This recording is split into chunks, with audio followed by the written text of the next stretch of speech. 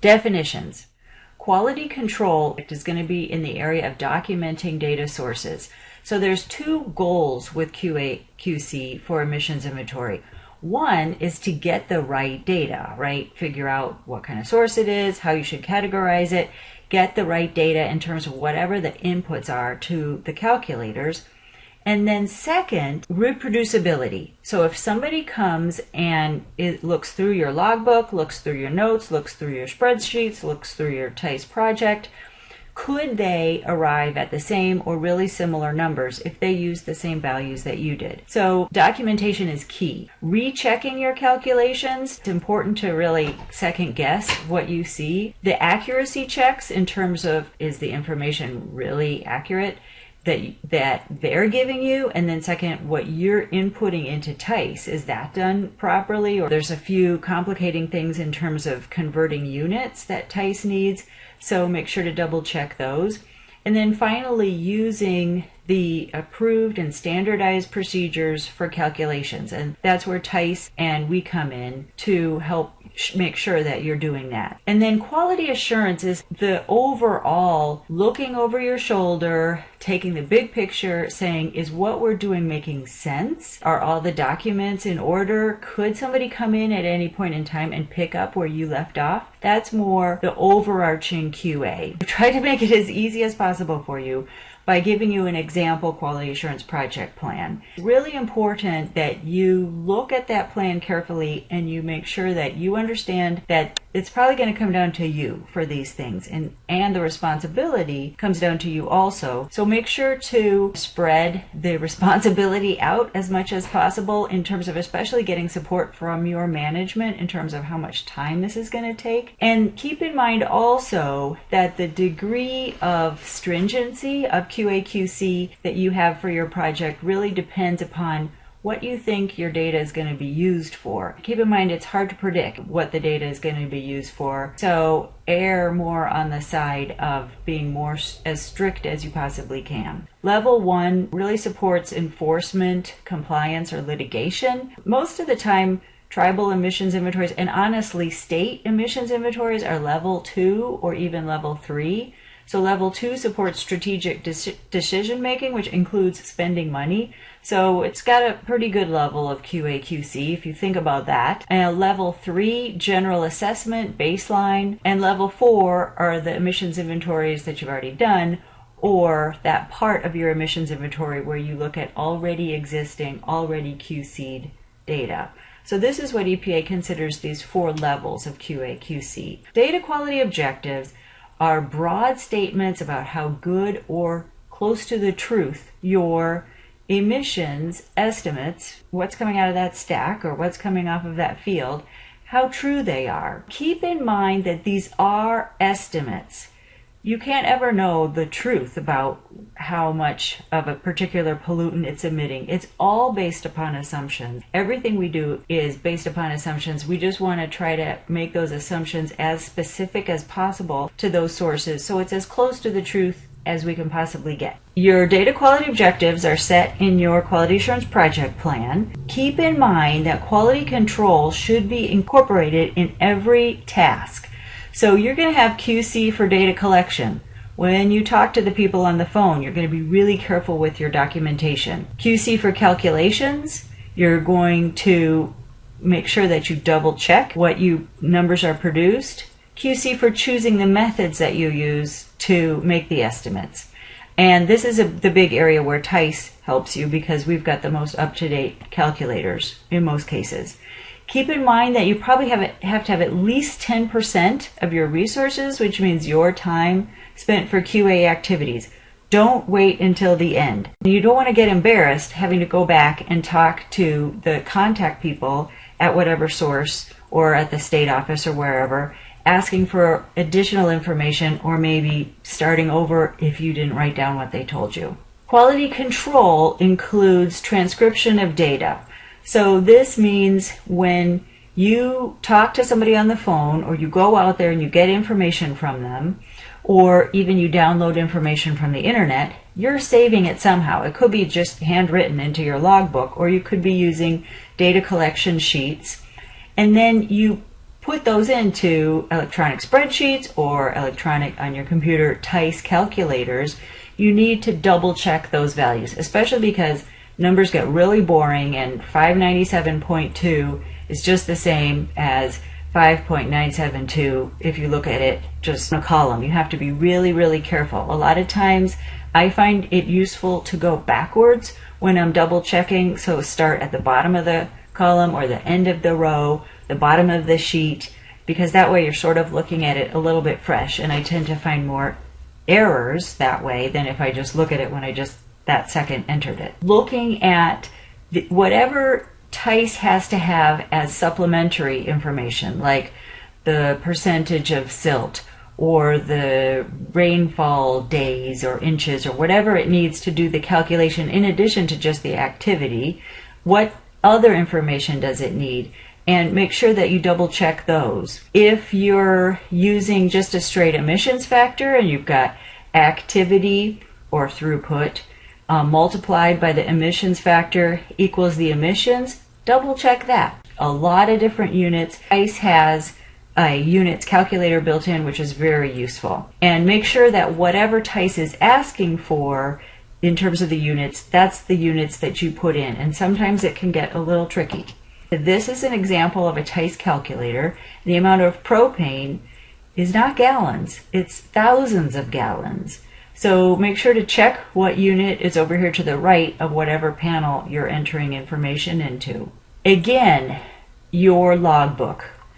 There's never been an audit done where the auditor has come out and said, wow, you just have too much documentation. You don't need to write all this stuff down. I don't think that's ever happened. Not only you need to be able to understand it, but somebody else coming in for some reason, an auditor, or if you get promoted and you get to hire somebody, they need to be able to understand what's in your logbook. Again, one of the goals is that somebody else could pick up all your supporting information, do the calculations, and come up with numbers that are pretty close to the estimates that you've produced. Completeness checks. That's really important also, especially before you contact a source, to make sure that the information that you're asking for is pretty much all the information that you're going to need.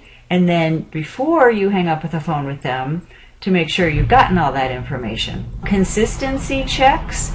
Sometimes things can get a little hairy in terms of, for example, the area used for non-point sources. Sometimes that can vary a little bit depending upon what your assumptions are, so be really careful with stuff like that. Double counting, that's particularly important for on-road emissions estimates, and Angelique will talk about that in Module 16. And then reasonableness. So you could look for a county emissions inventory online that may have values for emissions that you could compare against yours. Even just the list of pollutants emitted from various sources, that could be useful. So keep in mind that ongoing, you're going to have to do this QC and even QA, where you kind of step back and say, is what I'm doing, are the numbers I'm producing, does that make sense? So it's important to track the QC. Again, it's not sufficient that you do it. You have to document that you did it in order to prove that you did it, in order to verify that your estimates are as accurate as they could possibly be. So this tracking is time consuming. It's going to be a major part of your QA. So a file for each source, and you may want to have a parallel system of computer files and paper files. Checklists are great. Make sure that you keep track of, if it isn't just you doing everything, data collection, the calculations, reviews. You're going to have somebody help you with reviewing your data, and make sure that you track that. If you have a form for that, and we'll talk about that, they could put their initials and date and comments in the form. They could just send you an email saying, I looked at this data and it looks reasonable and I have these questions. And then you respond to them, and then you've got all that as an informal internal data review, if not an audit, tracked and documented. If you look at data completeness, just write in your logbook notes of what you did. Data coding and recording, so if you're making assumptions about certain codes, you're recording information that you get from people, don't record it on sticky notes unless that's the only possible option, and make sure that you track file names and folders and where they are on your computer. That can get to be really confusing, especially for people like all of us who have to sometimes put a project down and then not get back to it for at least a few weeks, if not longer. It's really, I find myself completely forgetting and having to go back and look at my logbook in which I write down everything, what I was doing and where were those files. Reality checks are really useful. Does it make sense? Just continuously ask yourself that question, and you'll learn a lot about the air quality and emissions by so doing, because you're going to have to compare it to something else, which means you'll have to do a little research. Don't just use the reality check as the only criterion of quality, because it may be that your emissions, for whatever reason from a particular source, are just really high, maybe, or they're really low. So a really good way of looking at reality checks is looking at other sources and their emissions on the EIS gateway system. Peer review is really useful. It's somebody else who has some background, and this is talked about in the QAPP, helping you out. And the best way of doing this is if you could exchange technical services with somebody else from a different environmental department, or maybe another tribe you could work with, and you review their data and they review your data. That's really the best way to get it done, unless you have money to hire a contractor. And quality assurance, this stepping back and looking at what you're doing, is a form of peer review. These reviews, the difference between QA and QC gets sort of muddled when you're talking about reviewing the data. Keep in mind that ITEP can help you review your data, and that's a great solution because of Angelique's wonderful review of it. But it's also good to start building into your program some sort of independent review function, if at all possible. So looking at the calculations again, if somebody else replicated them, would they come up with the same numbers? So this is the best way to identify if you've just made a computational mistake. And a lot of times we're using Excel, and of course you have to be really careful with that, because you just put in the formula and copy it, and of course it's going to come up with the same number. So you have to be probably looking at the formulas that you use and being careful with that.